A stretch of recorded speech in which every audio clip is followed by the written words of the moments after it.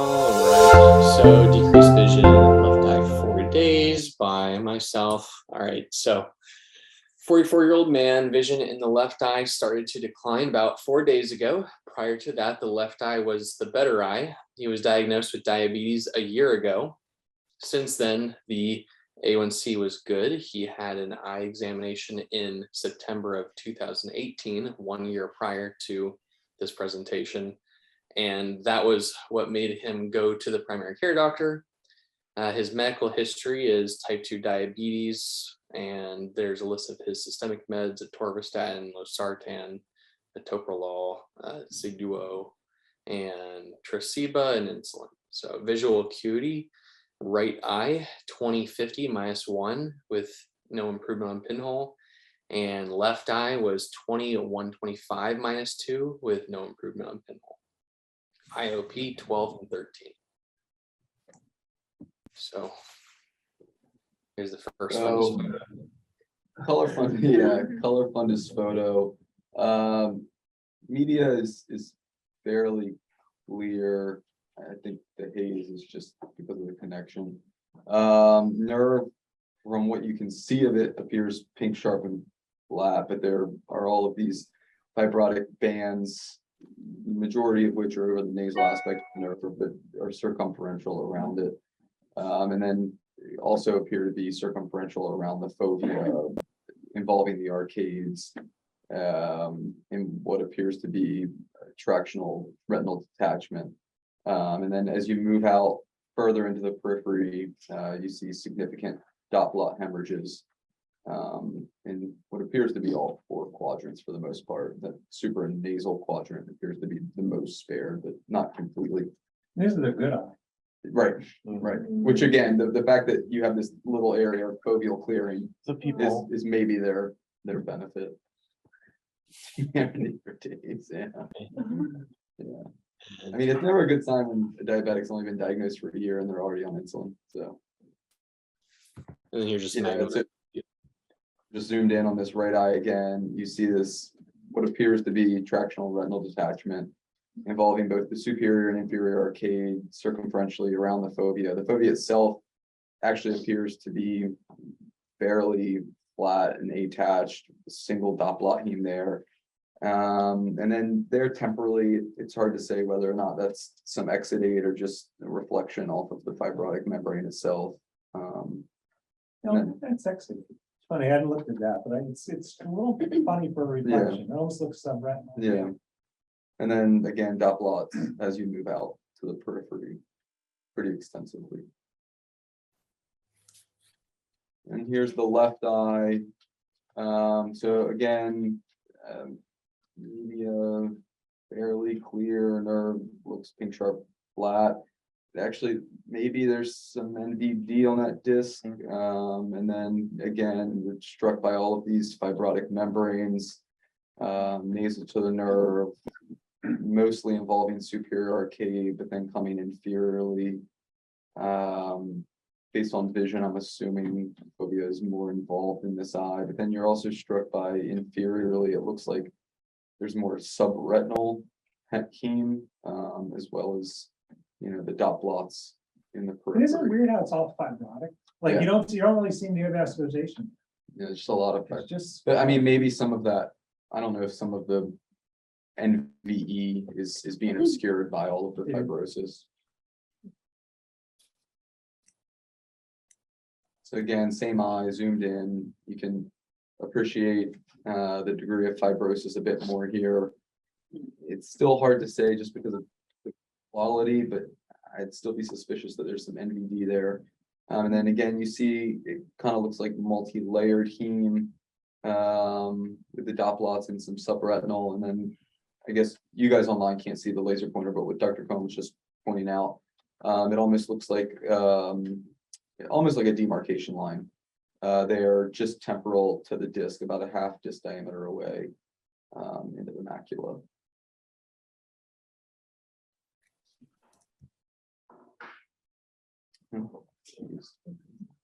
So here you've got an OCT on the right with extensive Tractional retinal detachment. Again, central fovea is miraculously somewhat okay, which explains the 20/50 vision in this eye.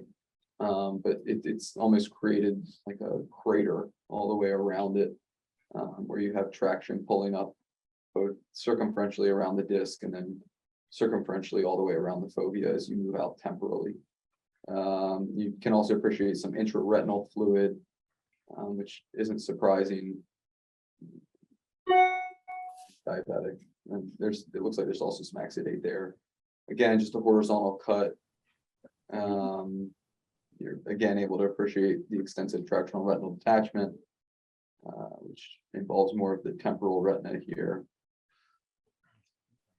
I love that he only came in for the left eye. Here again, OCT left eye explains his 21/25 vision, as you appear to have tractional retinal detachment involving the entire macula, extending all the way from inferior to superior as you go across the scan.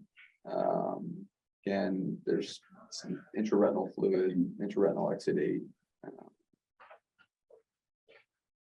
but it's completely off. And then here is just a horizontal cut, and you can appreciate on the IR image to the left, you can really appreciate where that demarcation line is here,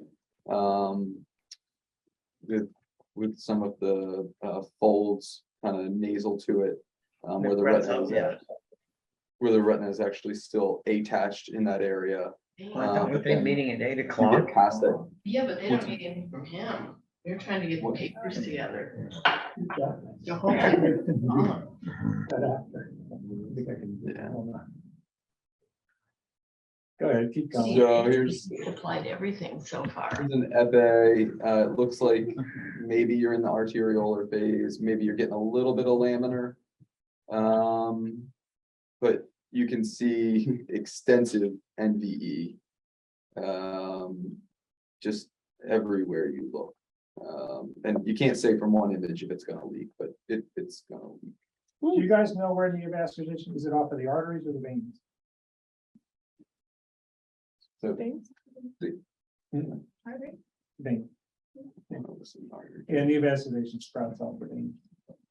So you typically see it a little bit later. again, just you're continuing through, we now have, you're just past the laminar. Again, it's a little bit more hyperfluorescent along the vessel wall, but the entire lumen of the vessel is filled here. And you're really able to appreciate more of the extensive MBE. You can also see some of the capillary dropout in that patch temporally. Just a sick diabetic eye. And you can appreciate that it's gonna leak. It's started to leak. It's coming out. Again, more leakage as we move through. You're getting even more of a appreciation for that capillary dropout inferiorly, superiorly, in the area that we'd already commented on temporally. Even more, just keeps going Just and keeps going. And going. So now, if you want me to stay, yeah. yeah, I mean, it's just leaking all over the place. And again, you're able to appreciate the capillary dropout here, nasal to the disc. They're even more temporal to the disc. Now, it's interesting because traction can give you leakage. So the leakage is probably mostly neovascularization, but some of those are kind of on the traction. Yeah, like Especially, I guess, macular that pucker. highlighted area. Yeah, some of that might be even brighter. traction. Like a macular pucker can give you leakage. Okay. Traction on vessels and vitreomacular fraction.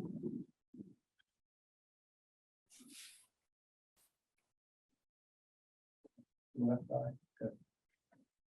Yeah, so here we have it looks like we're already past the laminar phase. And you've got full fill. Again, you've got extensive NVE, you can appreciate MAs throughout, you can appreciate capillary dropout throughout. And again, I'm assuming that this one is gonna leak just as extensively as the fellow I did as we move through. Yeah, I mean, the leakage is so profound here that you almost aren't able to appreciate surrounding architecture.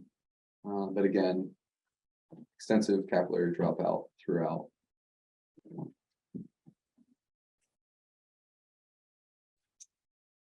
Here it looks like we're a little bit nasal to the disc. Again, it's kind of hard to appreciate some of your landmarks, but big tractional band there. And I guess maybe this would be one of those areas where even though you have leakage everywhere, maybe it's more impressive around those areas of traction.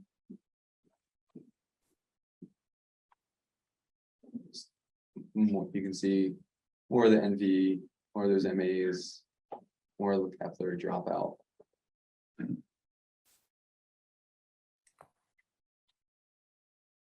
Yeah. More. Yeah. So findings here, diabetic coming in, acutely decreased vision in the left eye for the last 4 days. Findings on color fundus photos are tractional bands in both eyes with a macula involving tractional retinal detachment in the left eye, with extensive NVE in both eyes, probably NVD in both eyes, and MAs, capillary dropout. So one of the big things about this case too, is just before you go further, is this patient had been seen a year ago and told he was fine, and to come back in a year was a newly diagnosed diabetic.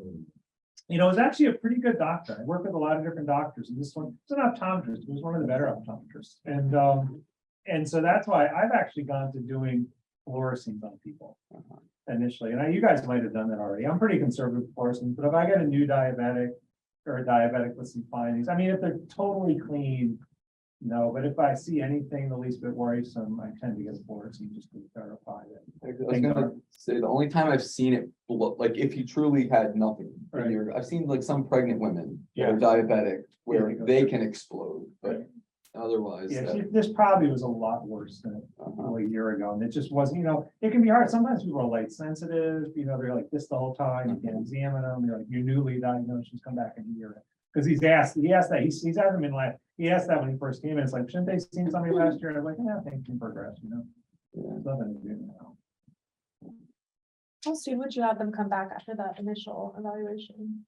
Well, if they were clean, probably a year. Diagnosed diabetic is really good. If you've had findings? Yeah, if there's findings, you know, 6 months is probably good. I don't think you need to see people that, I don't see people very often.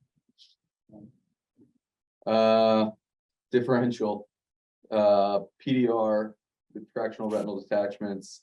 You could consider something like sickle cell, bilateral involvement, and VBI. Yeah. Okay. Or Yeah, I think everybody has a good idea of what's going on, but I just made a longer list of differentials, mostly for hemorrhages and exudates possibilities. So vascular occlusive disease, hypertensive retinopathy, diabetic retinopathy, ocular ischemic syndrome, radiation retinopathy, Valsalva retinopathy, trauma, infectious, autoimmune inflammatory, always to consider, neoplastic syndromes and hyperviscosity, Terson syndrome, and drug toxicities. Yeah, if you want to sound really sharp and you're doing a differential for somebody, you can say, you know, here's a differential for a hemorrhage, here's a differential for scarring, you know, and that sounds actually a little more thought out. Okay. That's good. So diagnosis was severe proliferative diabetic retinopathy and with a Makoff tractional retinal detachment in the left eye. So as just to start the lecture with diabetic retinopathy and PDR severity level, mild, moderate, severe is graded by standardized photos from the ETDRS, early treatment diabetic retinopathy study, and ETDRS report number 9 helped develop the 4-2-1 rule to help clinicians identify those patients at greatest risk of progressing to PDR and high risk PDR. So severe NPDR was defined as having any one of the following, and very severe NPDR was defined as having 2 or more. And that would be 4 quadrants with severe intraretinal hemorrhages and microaneurysms, 2 or more quadrants with definite venous beating, 1 or more quadrants of moderate ERMA.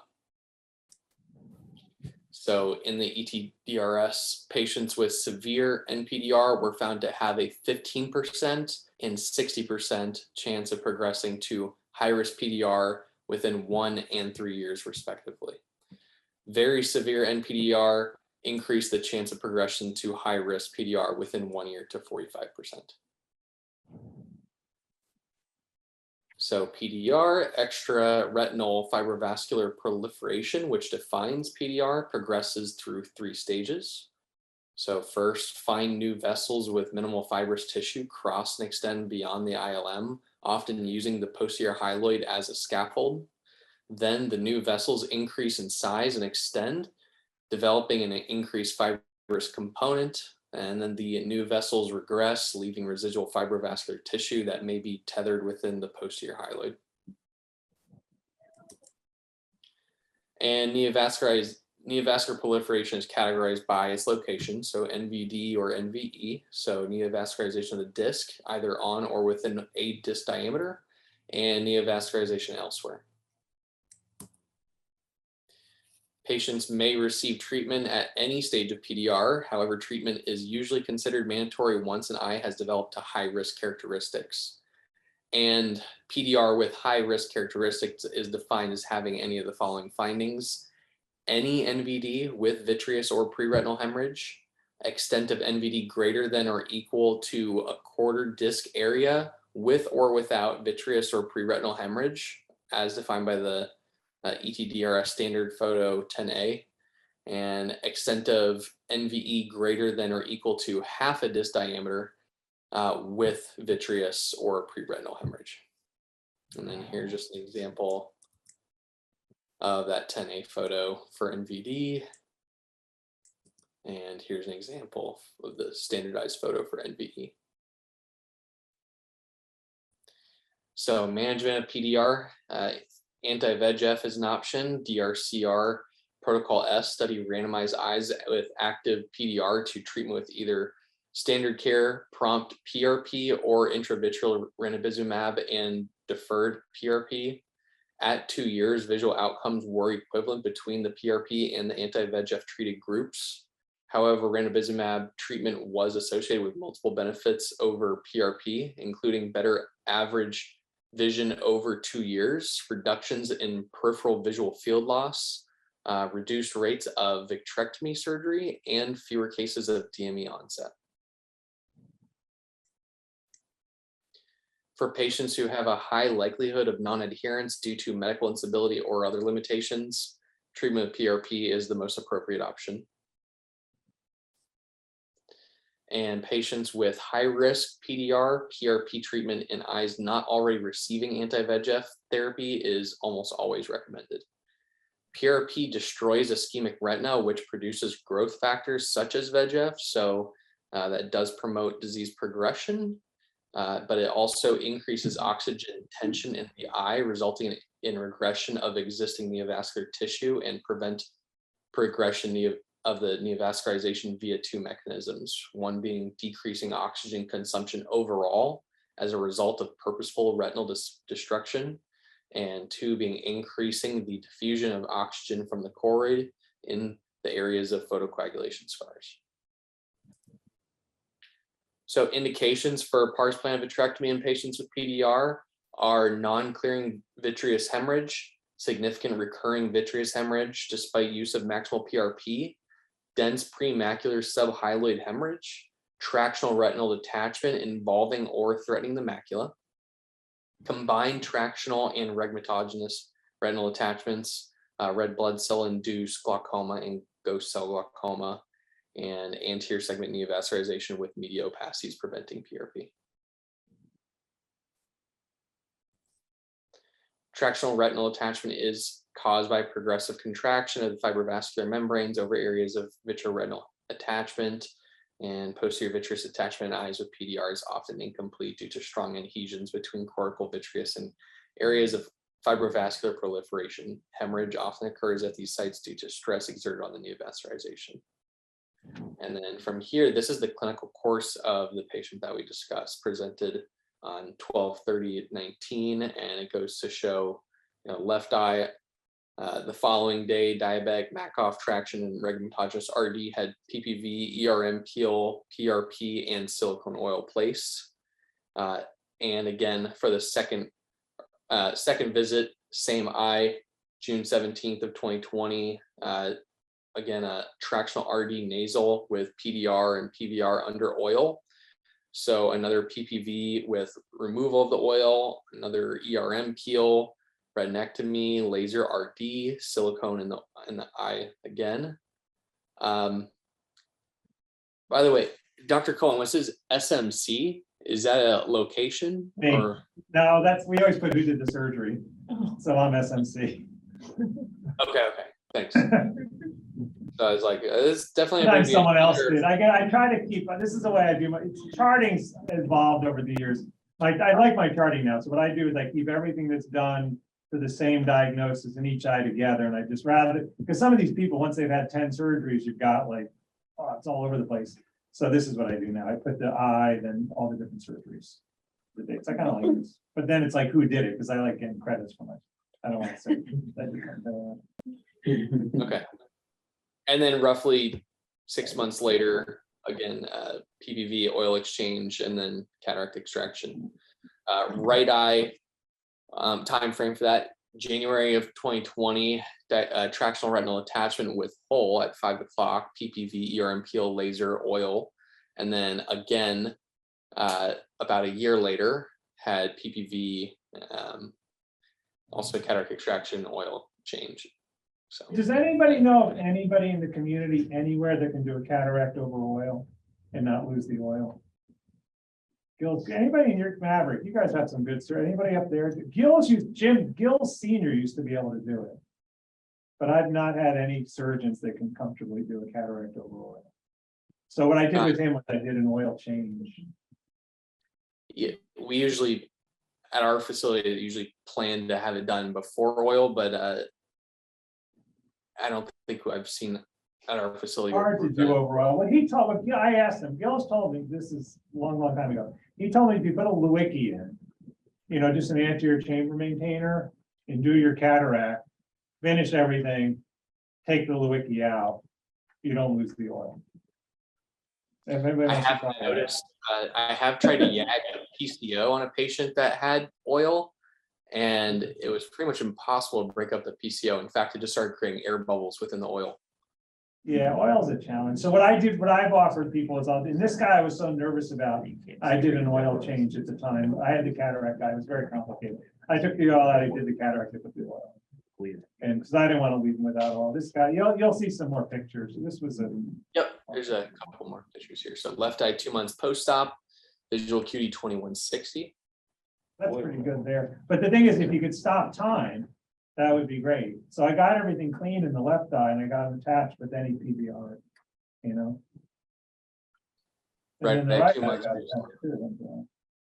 But then do you have the recent ones? This is not where he is now. Did I give you more maps? I think I did. Yeah, I think I have a couple more here. That's why. Actually, that was, let's see. No, I didn't give you the other ones. All right, so that's not how he is now. So what's happened is his maculas have just swollen. They look like Mount Fuji. They're these giant maculas, and I've been trying to treat him. He's 2200, 2160. The other thing is he's the breadwinner. These people are young. He's got 3 little kids. His wife's very attentive. He's working 40 hours a week. He's 2160. He's got these giant glasses, and he works on the computer for some company. But, it's really a bear, these young diabetics. And I tend to leave oil. I like taking oil out of eyes, but a complicated diabetic, you can do an oil change. What happens is oil degrades after about 3 to 5 years. So it emulsifies and you get glaucoma. So I always tell people to bring a coupon and we'll do an oil change. And you can change the oil out. But I don't think I'm ever going to take the oil out, for good without putting back. So we honor competitors. All right, Barry Maverick, that was great. Thank you. That was I've been wanting to bring that in for a while. And the big thing on that one is just the diabetes can look worse than it is. So just be sure. I had one diabetic present with neovascular glaucoma without much posteriorly. It's just so strange. We have one more case. You guys can.